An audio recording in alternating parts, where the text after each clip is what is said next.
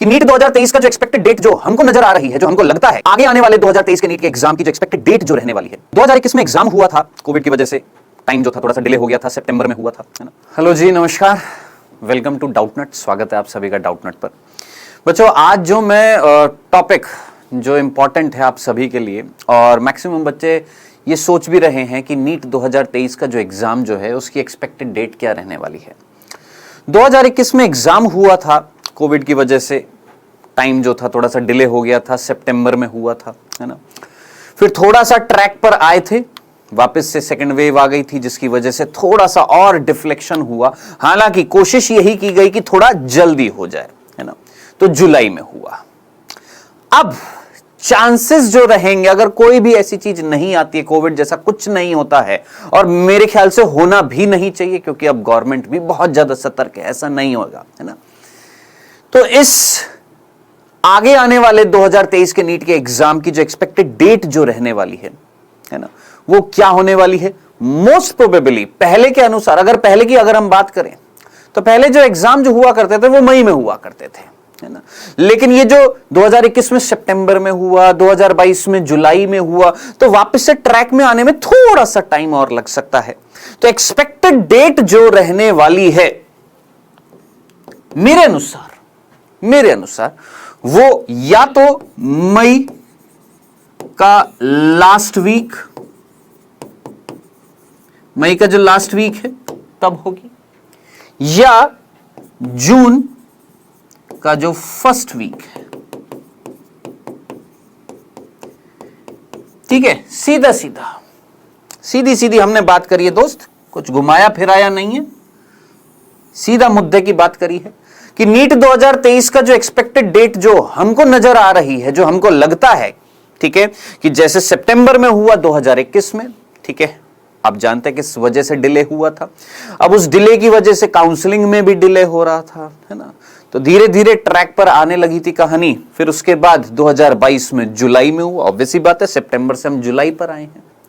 अब बात आ रही है कि कहीं ना कहीं 2023 का जो एग्जाम जो है वो कब होना चाहिए और ट्रैक पर वापस से आना है ना।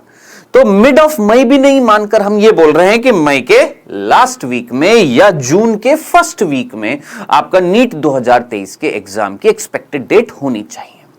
अब इस हिसाब से अगर हम ये मान के चल लें कि भैया इस समय नीट 2023 का अगर एग्जाम होने वाला है, तो हमारे पास ऑलमोस्ट कितने मंथ रह गए हैं।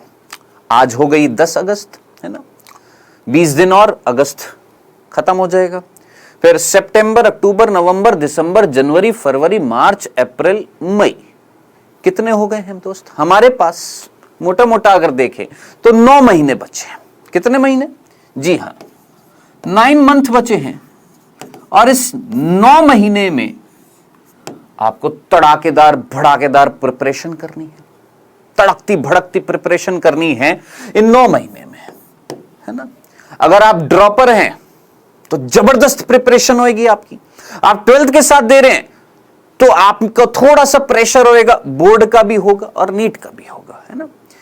सो बात आ रही है कि ये जो 9 महीने में प्रिपरेशन करनी है, कैसे करनी है, किस तरीके से करनी है, कैसे होएगी प्रिपरेशन, ठीक है।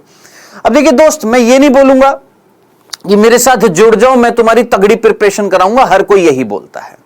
मैं तुमसे बोलूंगा कि अगर तुम्हारे अंदर काबिलियत है, तो तुम सेल्फ स्टडी करके भी नीट का एग्जाम क्लियर कर सकते हो। ऐसा कोई भी चीज नहीं है जो आपको सेल्फ स्टडी करने से रोक दे। बच्चे निकले भी हैं, निकलते भी रहेंगे, सेल्फ स्टडी करके निकलते हैं। अब बात आ रही है कि सारे निकल जाते हैं सेल्फ स्टडी करके। अगर ऐसी बात है, सेल्फ स्टडी करके अगर हर कोई बच्चा अगर निकल जाता है, तो फिर तो टीचर की आवश्यकता नहीं है, गुरु की आवश्यकता नहीं है।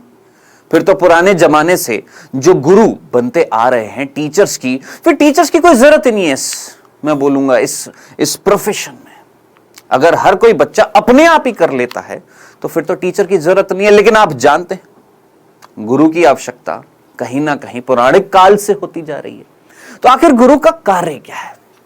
मैं आपसे सीधा बोलूंगा, अगर आप सक्षम हैं सेल्फ स्टडी करके तो निकालिए, निकालिए, बिल्कुल निकालिए, और निकाल सकते हैं तो जरूर निकालिए। लेकिन कहीं ना कहीं एक मार्गदर्शक की जरूरत पड़ जाती है, एक गाइड की जरूरत पड़ जाती है, कहीं ना कहीं आपको कोचिंग की जरूरत पड़ जाती है ना।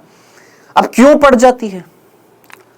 आप हो सकता है 12th के साथ में हो या ड्रॉपर हो, अगर ड्रॉपर होंगे तो आपको एक्सपीरियंस मिल गया। अब टीचर का कार्य क्या होता है कि वो इतने सालों से जो उसने एक्सपीरियंस लिया है, उसी एक्सपीरियंस को निचोड़कर उसको बच्चों को बताना है कि कैसे क्वेश्चंस आएंगे, किस तरीके से प्रैक्टिस करनी है, कैसे पढ़ना है, बस वही सारी चीजें हैं। तो एक गाइड की जरूरत पड़ जाती है, बस, और कुछ नहीं है। एक गाइडेंस की जरूरत पड़ जाती है कि किस तरीके से नीट 2023 की प्रिपरेशन करनी है इन 9 महीने में। इन 9 महीने में किस तरीके से आपने प्रिपरेशन करनी है, कौन सी बुक्स पढ़नी है, कौन सी नहीं पढ़नी है, कौन से क्वेश्चंस करने हैं, कौन से क्वेश्चंस नहीं करने हैं, किस तरीके से नोट्स बनाने, किस तरीके से नोट्स नहीं बनाने हैं। ये सारी चीजें जो हैं, ये आपको जरूरत पड़ जाती है। अब मैं ये नहीं बोलूंगा सभी को जरूरत पड़ती है, ऑब्वियस ही बात है, जिसने 1 साल ड्रॉप ले लिया उसको पता है किस तरीके से प्रिपरेशन करनी है, वो सेल्फ स्टडी करके निकाल सकता है। लेकिन सभी सेल्फ स्टडी करके नहीं निकाल सकते हैं। एक सिंपल से एग्जांपल से मैं तुमको बताता हूं। बायोलॉजी के अगर स्टूडेंट हो तो आपने कहीं ना कहीं 12th क्लास में एक चैप्टर है पुष्पीय पादपों में लैंगिक जनन, है ना, रिप्रोडक्शन इन फ्लावरिंग प्लांट्स। उसमें आप जानते हैं कि कहीं ना कहीं जब कौन आता है, एक परागकण, पॉलन ग्रेन आता है, स्टिग्मा पर बैठता है, क्या निकलती है? पॉलन ट्यूब, पराग नलिका निकलती है। अब इस पॉलन ट्यूब को जाना है किसके अंदर? सोचिए किसके अंदर जाना होता है? ओव्यूल के अंदर, बीजांड के अंदर जाना होता है। तो उसको क्या वो अपने आप चला जाता है? नहीं, उसको कोई गाइड करने वाला होता है। हां सर, कौन होता है? आप जानते हैं, फिलीफॉर्म संपुट, फिलीफॉर्म एपरेटस। तो जरा सोचिए, अगर वो गाइड ना करता तो उसको कैसे पता लगता कहां जाना है? सिमिलरली एक और एग्जांपल, स्पर्म्स जब आते हैं फीमेल रिप्रोडक्टिव ट्रैक्ट में आते हैं ना, तो स्पर्म्स को कैसे पता लगता है कि ओवम कहां पर है, किस तरीके से जाना है? तो वो केमिकल प्रोसेस होती है, फर्टिलाइजन, एंटी फर्टिलाइजन अट्रैक्शन होता है। तो क्या चीज थी? गाइडेंस ही तो था। कोई गाइड करने वाला ही तो चाहिए आपको कि किस तरीके से तैयारी करनी है और क्या करना है और क्या नहीं करना है, बस यही तो चीज होती है। सो अगर आप सक्षम है सेल्फ स्टडी करके निकालने के लिए, मैं बिल्कुल बोलूंगा करिए, और नहीं है आपको किसी गाइड की जरूरत है, आपको गाइडेंस की जरूरत है, आपको एक मेंटर की जरूरत है, आपको एक गुरु की जरूरत है, आपको एक टीचर की जरूरत है जो आपको सही पथ बता सके। तो दोस्त, ऑलरेडी 1 अगस्त से बैच स्टार्ट हो चुका है किसका? नीट का, हिंदी मीडियम के स्टूडेंट्स के लिए। हिंदी मीडियम के स्टूडेंट्स के लिए आरंभ बैच स्टार्ट हो चुका है 1 अगस्त से, ठीक है। और ये जो बैच जो है उसमें ये सारे टीचर्स हैं, जिसमें फिजिक्स आपके विपिन सर, फिजिक्स आपके शुभम पालीवाल सर, और फिजिक्स आपके सौरभ सर। ये तीनों टीचर आपको फिजिक्स पढ़ाएंगे, ठीक है। केमिस्ट्री जो है वो आपको मनीष गोदारा सर, विक्रम सर और कामेश सर, ये केमिस्ट्री पढ़ाएंगे, ठीक है। और बायो जो है योगेश सर और मैं, हम आपको बायो पढ़ाएंगे, ठीक है। सो ये सारे टीचर्स हैं, आपको मिलेंगे इस आरंभ बैच में जो 1 अगस्त से स्टार्ट हो चुका है। और अब मैं आपको एक और चीज बता दूं, जब ये स्टार्ट हुआ था तो इस बैच की फीस जो थी वो भी मैं आपको बता देता हूं, वो थी 25 जुलाई तक। कितनी थी? 5999, 25 जुलाई तक, ठीक है, जो थोड़ा सा एक्सटेंड हुआ ये। अब बात आ रही है सर अब क्या फीस है? बेटा अभी जो फीस थी वो थी कंप्लीटली 9999, लेकिन भारतवर्ष के हम बच्चे हैं और हमें नाम बनाना है, और 15 अगस्त आने वाली है, 5 दिन बचे हैं। तो अगले 5 दिनों में, यानी आज है 10 अगस्त, 15 अगस्त तक ये जो ऑफर जो था, ये जो आरंभ बैच का जो अमाउंट जो था ये अभी भी 15 अगस्त तक रहेगा सेम। कितना? 5999। ठीक है। सो आरंभ बैच, अगर आपका कोई दोस्त आरंभ बैच में है, आप उससे पूछ सकते हैं किस तरीके से प्रिपरेशन चल रही है ना। होमवर्क भी है, नोट्स भी हैं, सब कुछ है। आपको कोई भी जानकारी लेनी है कोर्स से रिलेटेड तो दोस्त इस नंबर पर आप संपर्क कर सकते हैं, 01247158 इस पर कॉल करिए। इस पर आपके पास रिवर्ट कॉल आ जाएगा या आपका कॉल पिक करके आपको सारी डिटेल्स बता दी जाएंगी। ठीक है।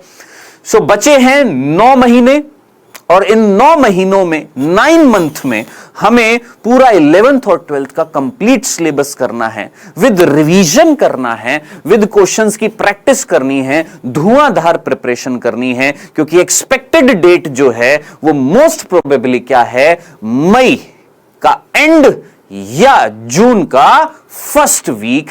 इस दौरान आपके होने की 100% चांसेस हैं किसके? नीट एग्जाम के। तो आशा करते हैं कि इस 9 महीने में आपकी जबरदस्त तैयारी हो। इस आरंभ बैच में जुड़िए, जबरदस्त तैयारी करवाई जाएगी आपकी। आज के लिए इतना ही था। बहुत बहुत धन्यवाद। Thank you so much.